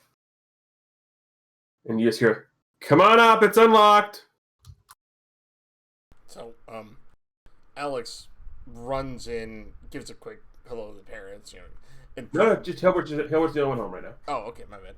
So yeah, Alex just kind of opens the door. He just runs up towards the room, and he kind of not bursts in the room, but So the scene you see is Drake on the bed, sitting up, Hilbert sitting in the comfy chair with the horror show mask twirling around on the pen. So the first thing that Alex does is actually he runs over to Drake first, and just kind of immediately hugs him. Aw. Oh, thank God you're okay. And then he looks over to Hilbert, and then he's like, "Wait, why do you have that?" It was in his bag. Oh, what? So The one dude told us he didn't have it. I'm just telling you what I found when I found him unconscious, propped up against the box. And it's probably about that time that Gianna would finally come into the room, like huffing and puffing, like, huh, oh, you run fast. Yeah, Charlie's behind her, like, "It's all right, Gigi. It's okay, Gianna. It's okay. You didn't have to run. Alex is clearly faster than both of us." Drake, you're alive! She runs over. She like hugs his leg. okay, so would both of you be trying to comfort and support Drake here? Yeah. I guess it's a 4 of it, yes. Yes, then roll it. Okay. I have I need conditions cleared, darn it! I have 5 conditions marked. I need y'all to roll. So Also, I think there's something else that needs to be triggered as well here. what is it? You still have the drama moves, correct? Because you get a drama move replacement. 2. But I believe you still get the share vulnerability or weakness one. Or is that a different one unused?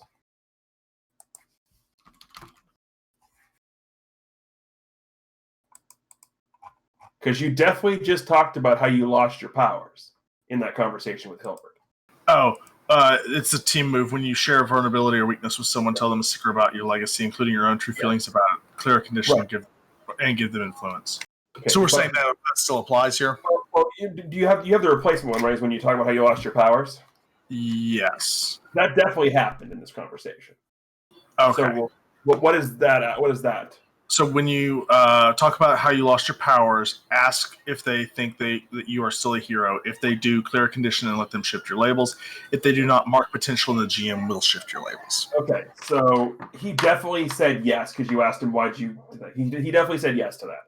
So mechanically speaking, we are going to go ahead and do a label shift here.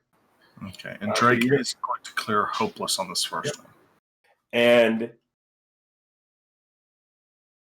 what he was telling you is that you don't need to necessarily have these powers to be a hero. So he's going to shift your freak down and your mundane up. Okay. Now we'll resolve the next confidence support, which was Alex. On a 7 to 9, they hear you. They mark potential, clear condition, or shift labels if they open up to you. We'll have the open up happen with Gianna as well, because the same roll happened. Gianna will also get to do her half of the thing, depending on how Drake goes from here. Mm-hmm. Yeah, so Drake is definitely excited to see them. Kind of adjusts his nose after Alex gives him the big hug. It's like, it's still tender. Oh, sorry. Not to mention that he doesn't know his own strength, so it probably hurt just a little bit. I thought y'all wouldn't come for me. Drake, look, we were all upset, and we still kind of are upset as to what happened. And yeah, we all needed to leave because steam needed to be released, so to speak. But Drake, you're still our friend. You just made some bad choices, and that's okay. Trust me. We're also worried about you. I know a lot about making bad choices.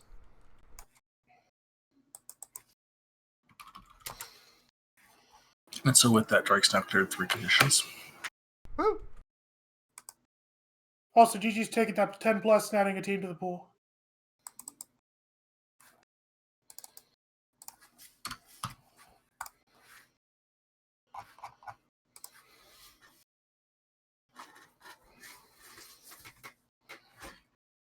So as this happened, Hilbert looks over. Want to tell me again I was wrong? Well, no. He smiles. But I think I know what I have to do.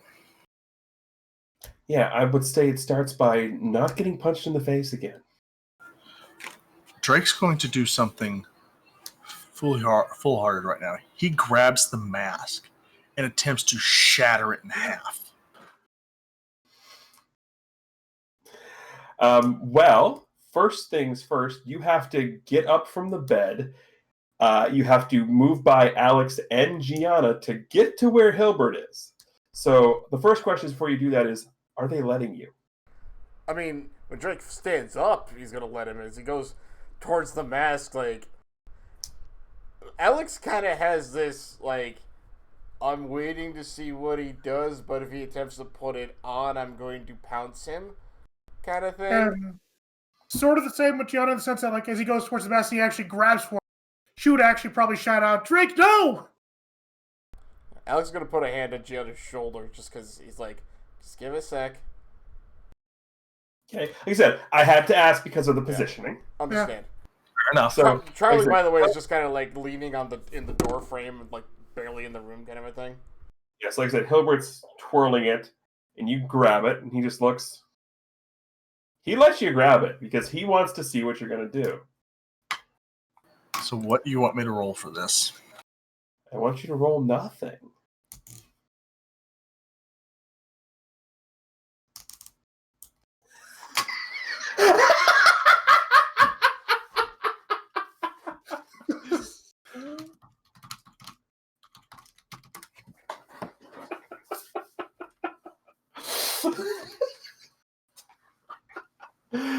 I want you to explain to me how you try to break this.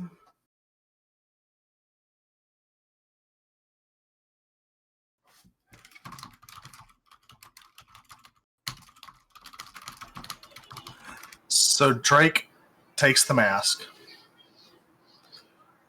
and grabs the, it's, because it's not the full covering. It's, just half.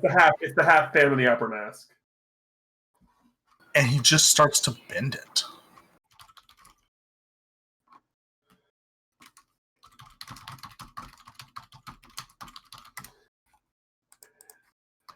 You bend and you bend, and it bends and it bends and it bends, but it refuses to crack. It refuses to break. And in your head, you hear, well, that's not very nice. After I did exactly what I promised you I would do.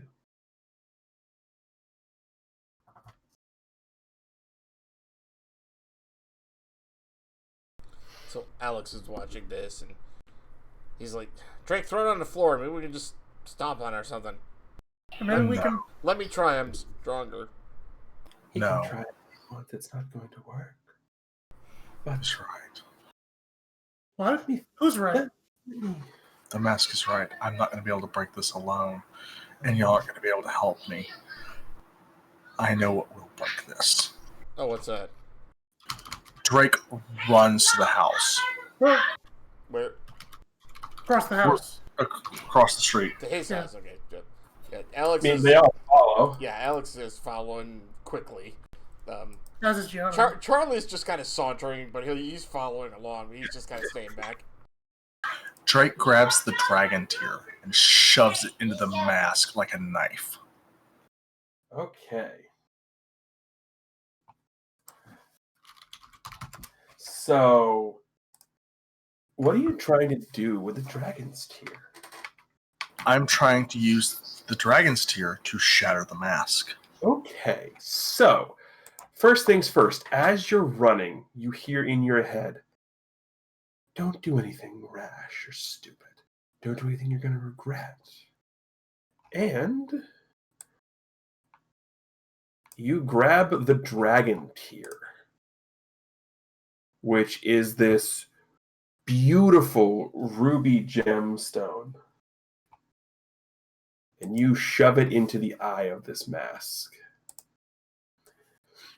All right, so you are attempting to destroy the mask. Yes, there's a dragon tear. Okay? When you make a wish on the dragon's tear, state what you are wishing for and roll plus the label the GM tells you to roll. I need you to roll plus Savior.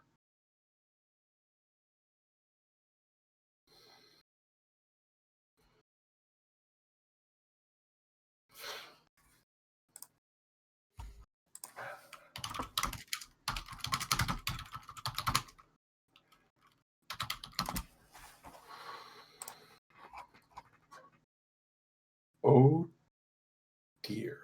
Wait. That shouldn't be a 2. What happened? Oh, you have insecure mark. That should be a 4. It's still not going to matter. No. Well, I mean, I guess the question would, because the most I could do is A 5.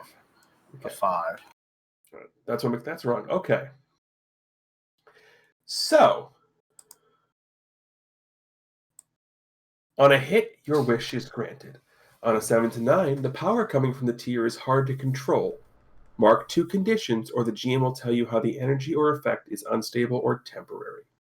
On a miss, your wish is granted, but you overtax the tear. Take a powerful blow as the dragon's tear breaks and is rendered inert.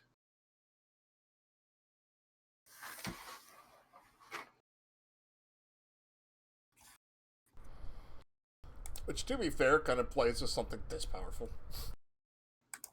Actually, it's weirdly thematic. That's what I mean. It is, but this brings up a different set of problems. What else is new? Okay, so on a 7 to 9, choose one of those powerful blow conditions. Oh, wow, what a bad choice. Yup.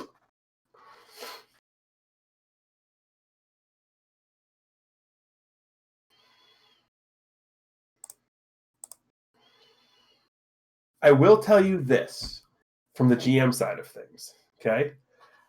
You guys know how I like to keep track of things. I like my clocks. Mm-hmm. This could have potential to fill or subtract from a clock I have going, depending on what you choose.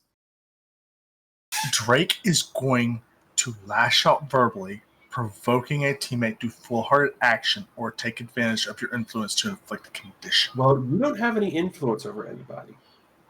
But I can provoke them to take full-hearted action. You can. And the person I'm trying to get to take full-hearted action is Gigi. Okay. So, I need you to explain what you're doing. I need you to lash out at her, and then I need you to roll to provoke. Gigi, this is your mother's fault. I need something stronger to break this mask. Well, the mask is gone because your wish is granted. Well, and to save the tear. Okay. So, that's what he yells at you, basically blaming you for your mother. Uh-huh. So, I need you to roll to provoke. What's he trying to provoke her to do, though? It doesn't matter what he's rolling to provoke her to do. Fair. So, Gigi, Uh-huh. you see this happen. You see him, and you remember the dragon's tear, Mhm. because this is what cured you from being a Vambi. Right. And he shoves it into this mask, and it glows with that same ruby glow. And the mask is gone. And then power erupts from the dragon's tear as it cracks down the middle, and the glow stops. And Drake is yelling at you, screaming that this is all your fault. But it doesn't come across very convincing because, well, he rolled a 1. Also, though, he's probably very emotionally upset right now. So how do you react to this? Because Drake's, like, raining down anger at her and about, like, her mother's influence and such. At first, Gigi is kind of, like, stricken and offended. And she kind of gets that little pouty face at first when she's like, mm. But then she, like, stops and she thinks for a moment. And she's been here before. Where Drake kind of lashed out and like, things got kind of heated. And she just kind of walks towards him as he's talking about how much it's her fault. And she puts a hand on his. She puts a hand like on his arm, and she just says, "I know, I know."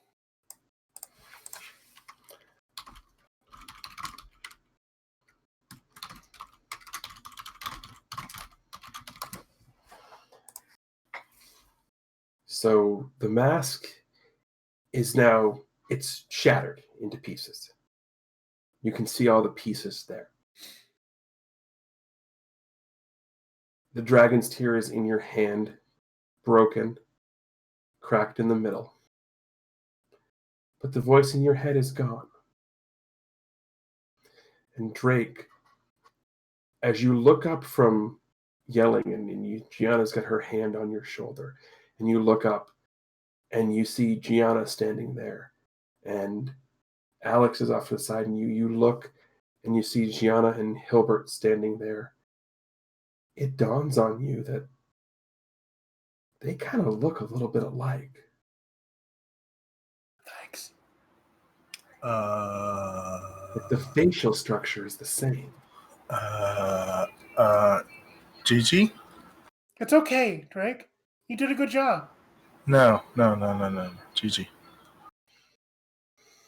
What? Drake takes both of them and sticks them in front of a mirror. As you stick them in front of a mirror, initially you see Gianna and Hilbert's reflections. And you can see a little resemblance. But slowly the mirror begins to shimmer. And standing in the mirror, instead of Gianna and Hilbert, is an ebony-haired, skinny boy and a giant bird. And the boy reaches out through the mirror a hand. And the bird behind him, Gianna, you recognize this as Castor, the crow. Oh boy. Oh, the kid. Speaks. And he simply says, if you'd like to know the truth,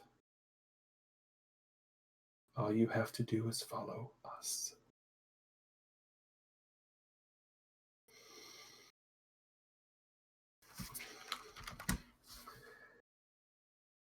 So Gianna, there's his hand reaching out to you and Hilbert, and he looks at you.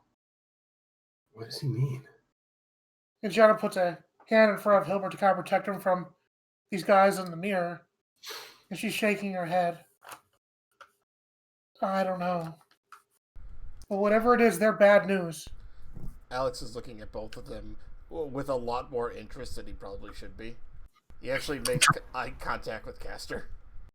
Castor, Drake is now very frustrated that he shattered the tear and the mask. Yeah. Castor looks at you, Alex, and goes, you. Would you too like to know the truth? No deals this time. I'm simply offering you a path to the truth. Alex kind of looks at him and he gives a bit of a sigh, but he also kind of gives like a thoughtful look. You know, guys, this might not be a bad idea. We do it together. Agreed. What? All of us. Hilbert nods his head and reaches out and takes the kid's hand and walks through the mirror. As Hilbert walks through, the hand comes out again to extend. And Gianna looks over at Drake and Alex.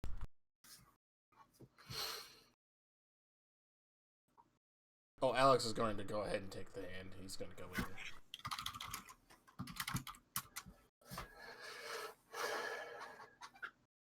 The hand extends once more.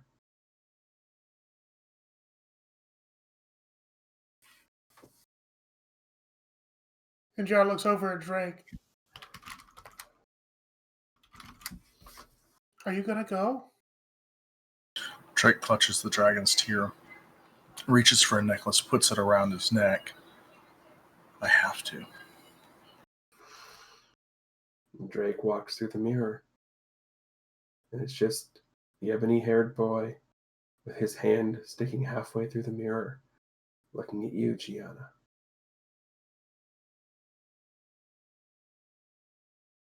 Gianna takes a deep breath. And she takes the hand.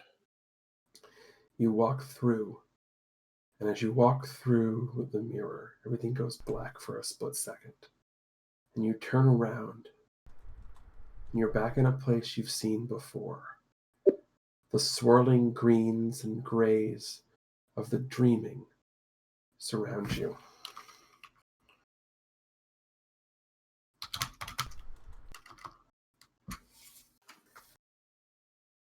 and you're up on a high ledge overlooking everything.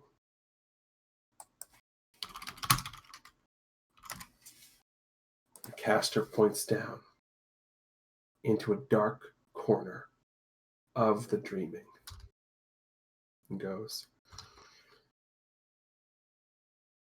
I know your friend is looking for someone. You'll find him there.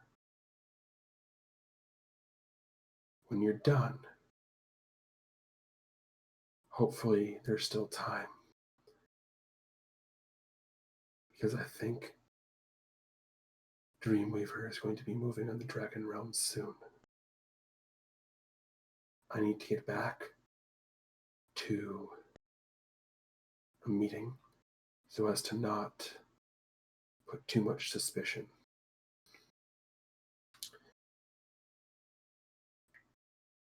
Why are you helping Good us?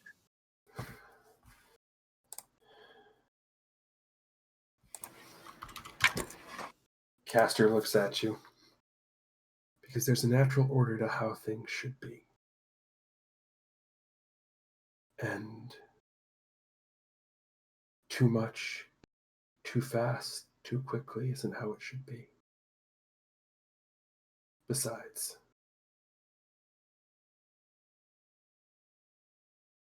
I think your mother's up. And the comic ends. Nice. Charlie going too, by the way, because he totally would have done so. Yeah. So on the back cover, we go back to the nondescript house, and there's Charlie looking at the mirror. Confused, poking it. Right. And as he's sort of looking and poking, the ebony-haired boy reaches out, grabs him by the collar, and pulls him into the mirror. There you go. Perfect. So we're like knocking on the window. Hello? This thing on? So on behalf of our crew here tonight, Chameleon Ice, Norestra, and OPT Lawyer, I am TG, reminding everybody to, of course, as always, keep hailing. Bye, everybody.